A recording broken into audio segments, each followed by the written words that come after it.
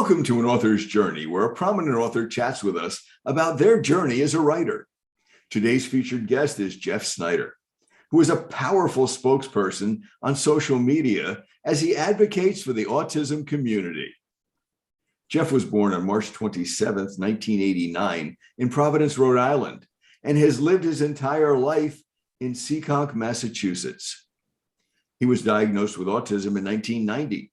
And ever since then, he has achieved multiple successes in his life in the areas of education, long-term employment, independent living, and speaking and panel engagements. And that's a great accomplishment. So we're going to acknowledge that right here. Jeff has also added a disclaimer for us to what he is going to say during the interviews.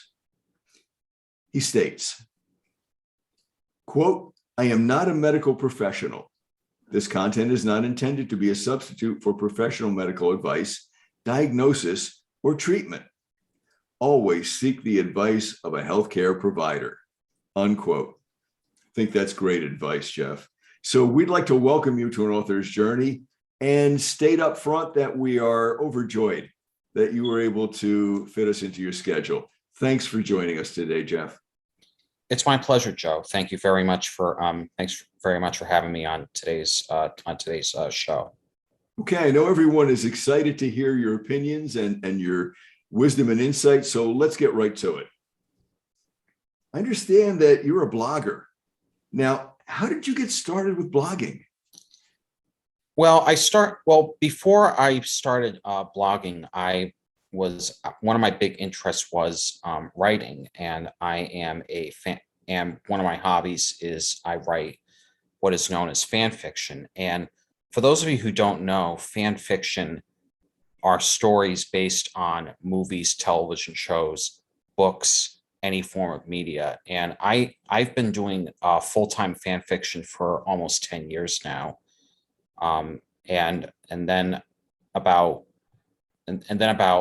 this time last year, I began thinking about what maybe I can, look at, like doing some kind of, blogging, because one of the things I was doing at the time was getting more involved in the autism and neurodiversity communities.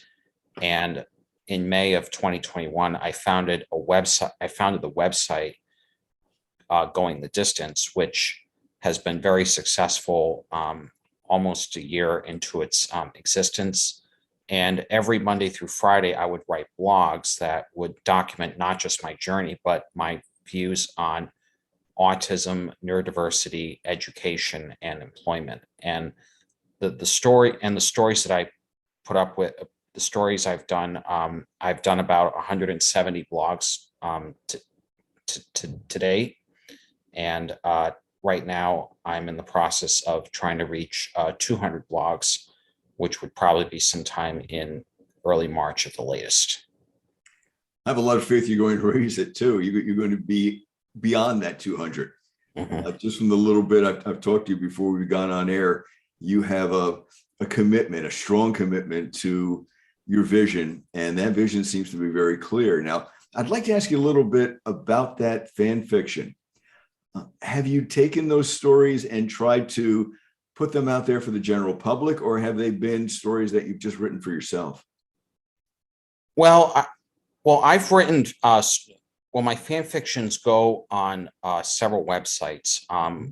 They go on fanfiction.net, DeviantArt, and the third one is called fimfiction.net. And for those of you who don't know, Fimfiction is a website that is based on fan fictions around the My Little Pony universe. And yes, I am a member of the Brony Fandom, and recently I just finished up season 13 of My Little Pony: Friendship is Magic. The actual show ended after season 9, but I've continued the series in fan fiction form since October of 2019. And for those of you who don't know about the Brony Fandom, it's a fan base based around My Little Pony: Friendship is Magic, and it has and and it was actually my involvement with the Brony community inspired me to go into the autism and neurodiversity communities. Because one of the things about the Brony fandom is that not only we are fans of a great show, but also we do a lot of fundraising. We do a lot of charity work, charity auctions at our conventions all around the world. And so that I took what I experienced from my time at the Brony conventions and the Brony fandom and brought them into the autism neurodiversity community. And with the fan fictions, I would share my fan fictions with fellow Bronies, and a lot of them, liked it. Some of them disliked it, but that's the nature of being a writer. I mean, that's something that, I continue doing to this day. I mean, and one of the things about being a writer is that it gives you the chance to express yourself in more ways than one. And that's one of the things I enjoyed about something like blogging, is because as a neurodiverse individual, I struggle, sometimes getting my words out to people. And so with the blogging, I can take what I learned. I can take what is on my mind and just put it down into words, and that's actually been that's been very helpful to me, not just on a professional level, but on a personal level as well. So it sounds like you're writing similarly to a lot of what us writers have as their purpose for writing. It's a little bit of a release, catharsis. It's a little bit of the need to get information on paper. And some days it's a whole lot of fun to do when it's working. And some days when it's not, well, we have to come up with some strategies. Do you look forward to the writing process when you sit down to write? Do you plan extensively before you sit down? Well, I do something that, other writers, sometimes don't do, which is, I don't write my ideas down on paper. Usually it's off the fly thinking. And, I watch shows like My Little Pony, Disney movies over and over and over again to kind of get that, to take in that inspiration and ideas and put it on paper. And I also do a lot of web surfing, and a lot of the web surfing that I do does spill over into some form of inspiration and puts it into words that I use to make up the writing. So, I mean, usually sometimes, a lot of times I'll do my writing at something like Panera Bread or Starbucks, or when when I travel, my creativity sort of goes up a little bit as well. So it's really important to take that kind of level and, ensure that it keeps going, and then it grows from there on in. Sounds to me that you use a style that's very comfortable for you. And that's wise, because writers who try to fit themselves into other styles find that it doesn't always work that way. Everyone can't learn the same way. Everyone can't look the same. We can't speak the same. And we also don't necessarily write the same way. And it sounds as if when you're watching these movies that you're processing, and somewhere in your brain, it's putting together these messages, and it's already formulated. You're just doing it in a different way. So when you sit down to write, you're kind of spilling out almost an invisible to us on the outside of you. You're spilling out an outline that's there inside your brain the whole time. That is correct. Yes. Good job. I'm impressed. That's not the easiest way to write, but it works for you. And congratulations on finding that. Did you know that from the beginning when you started writing, or was that something that you just discovered? Well, it was something that I've discovered as I've grown up, because when I was a kid, we would always watch, Disney movies, and plus shows on like Nickelodeon. And that's where the inspiration kind of, I would watch these shows over again. I would watch these shows over and over and over again. And I would take what I learned and put them on paper. And sometimes, I'll watch something like, 10 years ago, and it will still be in my head somewhat. And then I take what I absorbed 10 years ago and put it into words, which is, obviously very, challenging for some writers. But I mean, it's, I mean, being a writer, it's, you learn a lot about yourself as a writer. When you put words onto paper, you're learning something about yourself that you probably have never learned of before. And I mean, that's been a huge advantage for someone like me. These are wonderful insights. Thank you for sharing them. I have a question about your blogs. Now, I know you write the fan fiction, and I know you write about autism, but I also noticed that you've written a blog about the NFL needing to be sure that its hiring of coaches follows the idea of DEI, diversity, equity, and inclusion.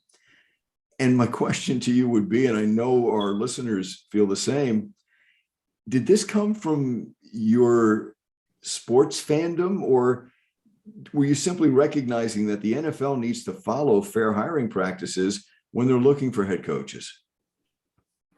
Well, first of all, I am a big fan of the NFL. I mean, I do come from New England Patriots country, so yes, I am also a Tom Brady fan. But I've been involved with the NFL. I've been a fan of the NFL for a little over 20 years now, and what I've seen in the NFL is that they do try to promote diversity, equality, and inclusion.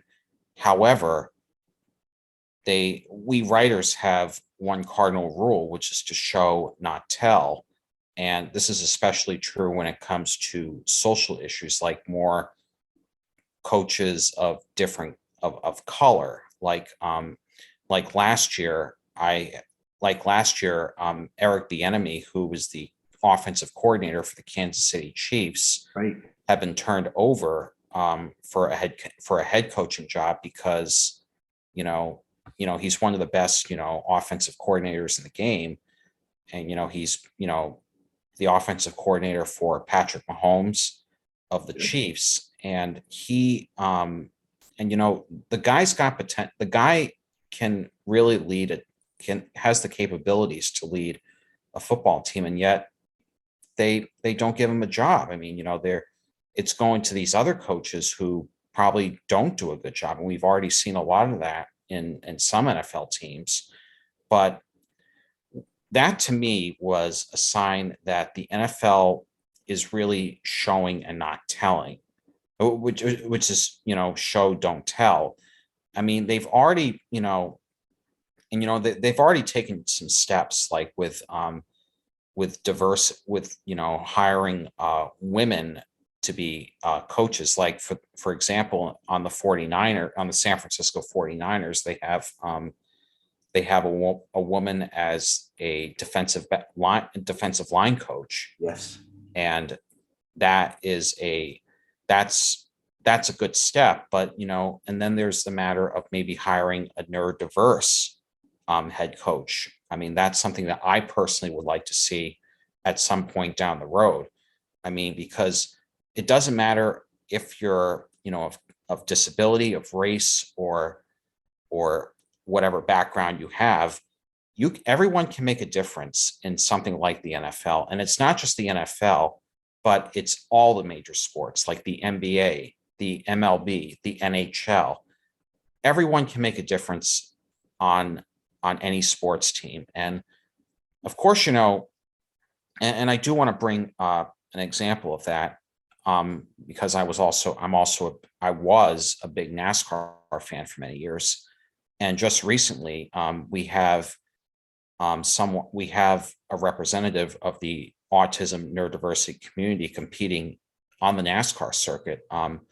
His name is Armani Williams, and he's competed on the truck circuit. Back then, it was known as the Craftsman Truck Series, but now it's the Camping World Truck Series. So Armani does, represent the community in racing. But what I would like to see is representation in all the major sports of autism and neurodiversity, whether it be a player, whether it be someone whether it be a head coach, it would be a coach of some sort who works in the front office, those kind of things. And then also we actually have a representative of the member of the autism neurodiversity community who actually works for guest relations for the Philadelphia Eagles. His name is Ben Hantraft, and he says that when he goes into work, he says it feels like Christmas morning, and that is the spirit that I think a lot of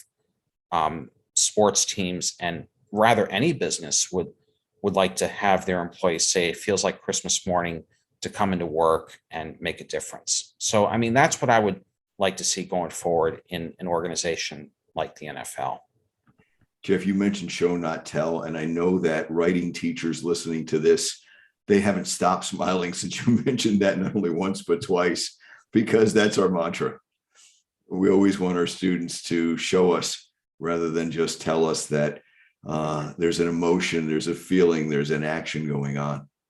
So I also think that somewhere down the road, I hope that we can find a way to get you into classrooms to talk to kids about writing, because what you're doing is filled with insight. I'm a writer, and I've written different things, but I can tell you that in all my training, I come across a few people who seem to really understand what the process is, and they're able to not only personalize that process, but explain the process as well, in terms of what it does for them and how the process has certain elements for the general public. And you did that as well as any course I have ever taken at the undergraduate level, the graduate level, workshops. That was very well stated. So thank you so much. You're welcome. And you also had a blog called Why Rescue 911 Can Be Scary, but Also Very Important. And just for our listeners, Rescue 911 was a show that I believe was on during the 1990s. And it starred Captain Kirk on Star Trek, who's really William Shatner in real life. And you've said that they had dramatic reenactments of life-threatening situations that mostly come out with happy endings, but there are a few episodes that would end on a sad note. And you stated, and I'm quoting now, as a neurodiverse individual, you think of 911, Rescue 911, sort of like a school safety drill, which is kind of interesting. School safety drills are scary, but we would much rather not go through with them. Yet they're important because they save our lives and the lives around us. So you have all our listeners' ears piqued and their interest piqued. What led you to come up with that type of idea? Well, like a lot of people growing up, I did watch Rescue 911, but I would only watch the beginning, the beginning of the segment, and then after the person is rescued, being taken to the hospital and whatnot.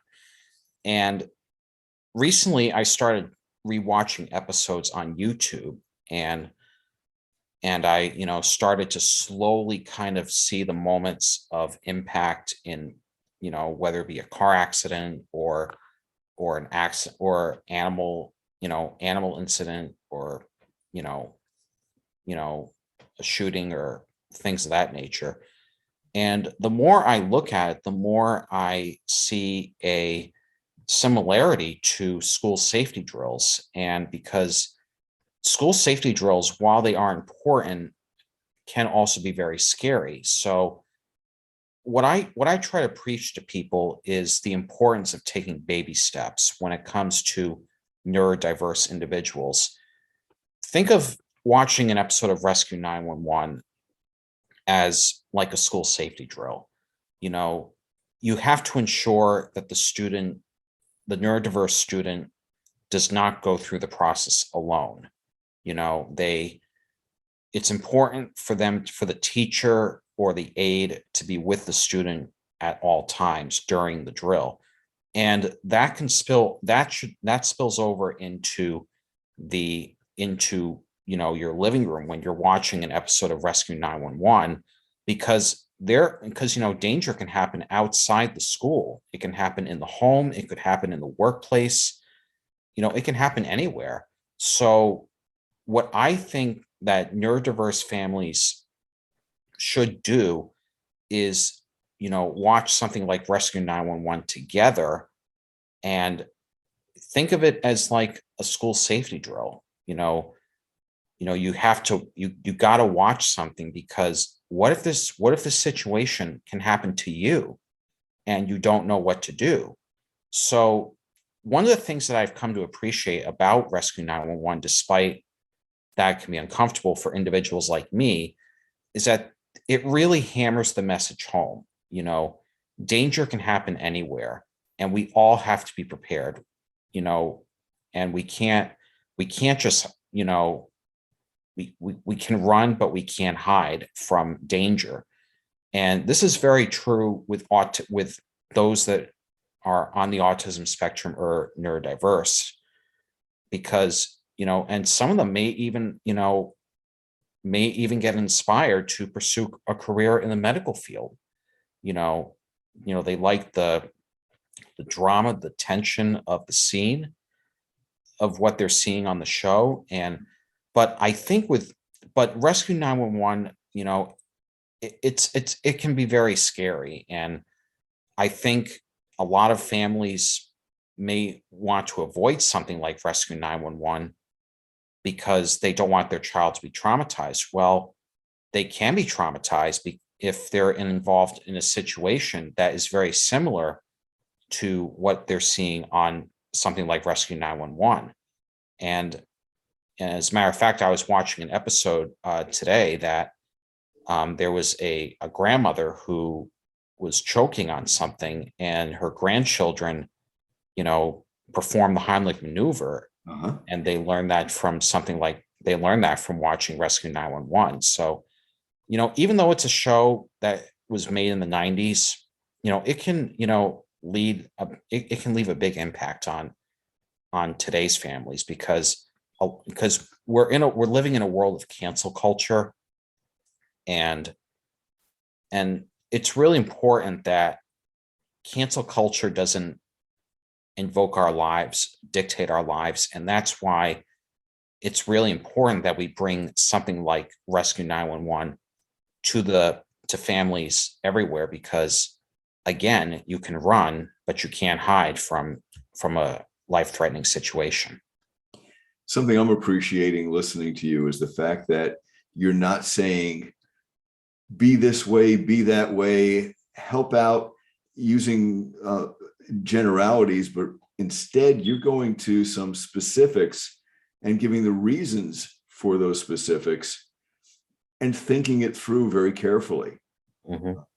It's ironic that we just went through a lockdown drill today in my school. And fortunately, I wasn't in a room with kids who might have had some difficulty. But I can assure you, if I did, that it wouldn't be out of the realm of possibilities to first just try to be reassuring and bring some comfort to the person, rather than do this, do that, and command them, because I don't know that would really work with anybody. And as you know, whether you are of any type of behavior or background or situation, there's certain universals. And to me, I'm so happy to hear that you like to be understanding and you like to be supportive and to bring people of various backgrounds together. That speaks well of you. And I'm listening to you and I'm thinking, the advice that you're giving, the responses that you're giving are as good, if not better, than so many workshops I've sat through over the years. I'm in my 48th year in the classroom, and you're matching a lot of what I've learned along the way. So I tip my hat to you. That is Thank you. well done, my good man. Well done. So let's get back to writing now, because this is a writer's journey. So what are your strategies for making a blog that's going to be successful? How do you create one of those? Well, there's two things that I focus on, which is research and remembering, because research is that I think of a specific topic that I've yet to kind of, put into words, like not just like with the NFL, or or really important life lessons for the autism neurodiversity community to kind of absorb.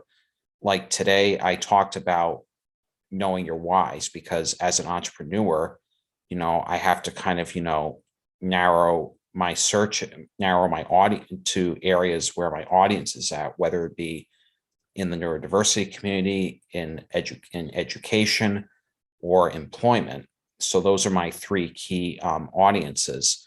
So I have to look for material that kind of, caters to those three areas. And then, you take what you learned from a specific area, and you put it into words. And and also I can rely, on personal experience as well. Like, I deal with, naysayers, or I deal with trigger points, and all those kind of areas, because I feel that relaying personal experience can really connect with people, and connecting with people through my personal, the blogs from my personal experience, that can reach out to someone who's probably going through the same thing as me.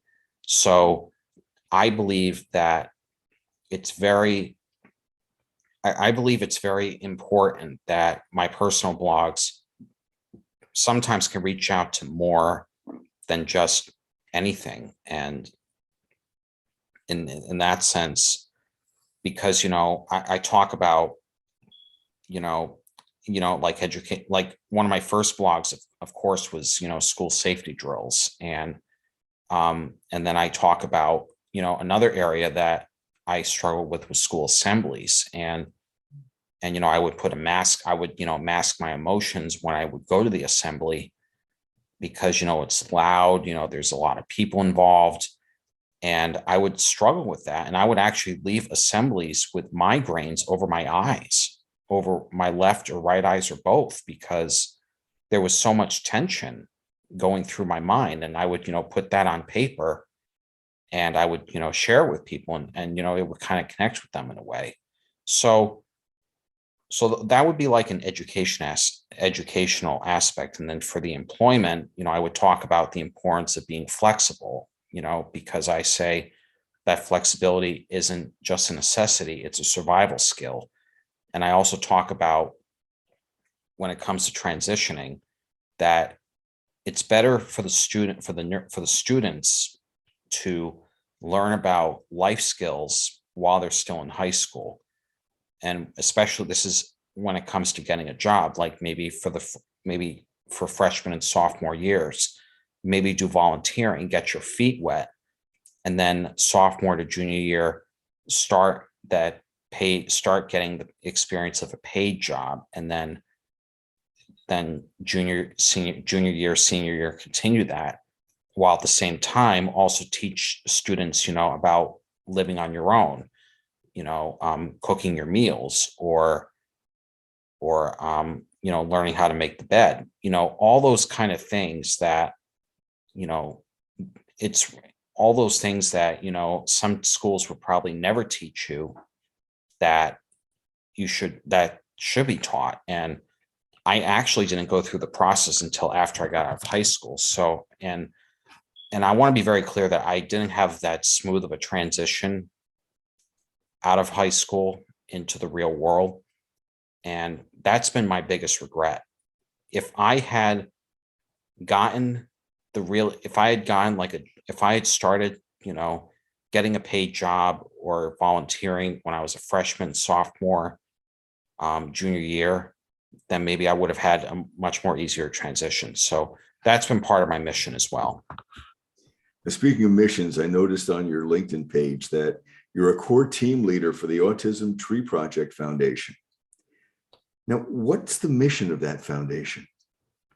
Well, a little bit of background about the Autism Tree Project Foundation. Yeah. It was founded in 2003 by Dana Hoff and her husband, Todd, after their son Garrett was diagnosed with autism. And since it was founded, ATPF has reached out to families in San Diego and also in the San Francisco Bay Area. So, and we do a lot of engaging activities for children of the families that we serve, and also we also do a lot of team building activities as well. Like I was out in San Diego in September and October of last year, and the team activities we did was, we would go to the San Diego Symphony, and the first time around we saw a Pink Floyd tribute, and then the second time was with Beethoven. And the reason that became to pass was because another one of the core team leaders happened to be a liaison to the San Diego Symphony because he was really big into music. So so that's how we kind of, reach out to the community in that regard. And of course, and I actually first got involved with ATPF in 2019 when I was on their Living Autistically panel for their neuroscience conference. And ever since then, I've formed a really, strong bond with them. And, one of my big passions is, travel, because I'm big into like airports and airlines and all that. So that kind of fueled my involvement with ATPF in a way, because, not only I would go out to San Diego to help them out, but also I would get, miles and points, but, that's kind of beside the point. But it's really more about, being there for the families and giving them the opportunity to be involved in something that they would otherwise not do on their own. And we actually did, when I was out in September, we did a beach event. And then in October, we did a Halloween picnic, and people came in costumes, and, they just had a good time. And, that took a lot of the pressure off of the families, who struggle with, autism and neurodiversity. And now we're kind of expanding to start like a job training program and that's among the things we're doing. Then we're also putting together like a STEM program, and for those who don't know, STEM stands for science, technology, engineering, and mathematics. So we're doing we're doing things like that. So, and I think, the thing that I get from working with an organization like Autism Tree is that, you're making an impact in the lives of others. And in that regard, you're making as great an impact on somebody that would otherwise not get the inspiration that they would get otherwise. So it's really, it's a very rewarding position. And then this past summer, I became a junior board member for the Unicorn Children's Foundation in Boca Raton, Florida. So I'm starting to kind of get my feet wet with them as well. And the idea that I would be involved with an organization in California and an organization in Florida was that I'm kind of modeling after Disneyland and Walt Disney World. Okay. So I'm kind of, I'm creating like a core triangle, if you will, for, of organizations I get involved with. And then, of course, at the very tip of the triangle are my speaking engagements, interviews, and all those things. So that's the alpha triangle that I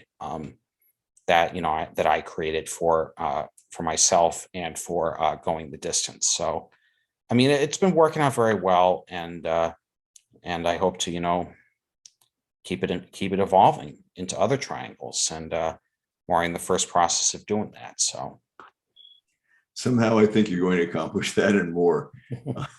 You have a commitment and a vision that I've seen in others, but I've never seen it stronger in others. Yours is strong as any I've ever seen. I tip my hat to you. thank you. Another question. What message would you like to share with our listeners? Maybe they want to contribute in some way to support the autism community. How would you encourage them to do so?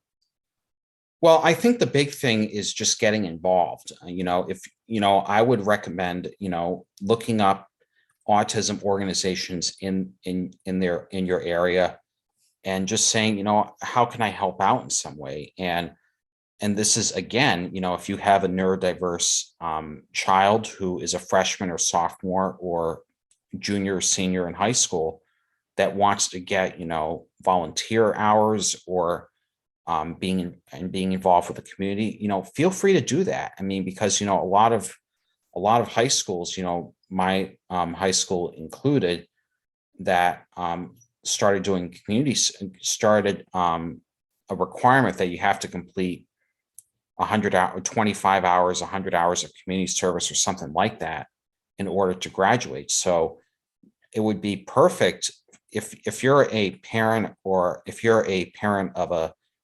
neurodiverse or neurotypical child that is looking for volunteer hours, talk to your child's school and say, what, my neurodiverse or neurotypical child can help out with an autism or community autism organization in the community, and then maybe that could could help build towards hours for the community service requirements. So that would be something. And it's not just whether it's helping out in the office or helping out with an event, like there's a lot of organizations out there that do walks, fundraising walks. So they could do something like that. I mean, and if the child likes working with with the organization, and they want to keep it going, fill out a volunteer application, or do something that can if the organization has plenty of events throughout the year, I strongly encourage you to reach out and help out that particular organization in more ways than one, because you can when you help out an organization, you're not only building up the hours you need to graduate, but also you're also building confidence for yourself, and you're getting involved in ways that others may probably that may not have that option. So, Jeff, I am extraordinarily impressed. You are very articulate and very mindful. And the advice that you give is excellent advice, because yes, I agree. The only way to make a change is to get out there and contribute to making that change. We all are busy, but sometimes we have to prioritize or reprioritize some of the things that we do. mhm. And there are many causes out there. So if it's not the causes that you've spoken about, people can still make a change by going out there and finding a worthy cause and contributing to that. The connection makes it even better. But if you don't have that connection, maybe you can learn a little bit about it as well. Yeah. Okay. Well, Jeff, I follow you on Twitter, and that's how we got connected at first. And I know you're on social media. So How about the folks who would like to read your blogs and follow you on social media? How may they do that? My website is Jeff Snyder, Autism Neurodiversity Self-Advocate.wordpress.com. Yeah, and yes, I know it's a mouthful, but in addition to my webpage, I am also on Facebook. I am available. I'm also on Instagram, of course, Twitter, and I am also on LinkedIn. So if you want to connect with me on one of those platforms, you can do that as well. And then I also contributed to a book called "This Is Autism" by Jessica Leitwise and Aidan Allman Cooper. And it is available for $19.97. It's available on Amazon for $19.97. And if you would like me or any of the other neurodiverse individuals who contributed to the book to sign you a copy, feel free to, at a future in-person event, you can bring your copy and one of us would be happy to sign it for you. It's very generous. Thank you. Jeff Snyder, I am so pleased that you found the time to take this author's journey with us today. You have a unique passion. I know a lot of folks have passion to do certain things, but you match anyone I've ever interviewed with that commitment to making a difference in the world. And so that's admirable. And I need to tell you that I appreciate you raising awareness about autism. And I want to commend you on your generosity of spirit. If folks can't get motivated to do something and to get involved after listening to you, then I think maybe they would like to listen to you again because they might have missed your message the first time through. Best of luck with the Autism Tree Project Foundation, all of your future efforts. Jeff, it is an honor to have had you featured on today's show. It's my pleasure. So thank you so much, Jeff. For having me. We wish you well in the future and hope that we can do this again. Looking forward to it. Well, that concludes our journey for this day. Tune in again for more conversations with more authors of interest. For An Author's Journey, I'm your host, Joe Pizzo. Have a wonderful day.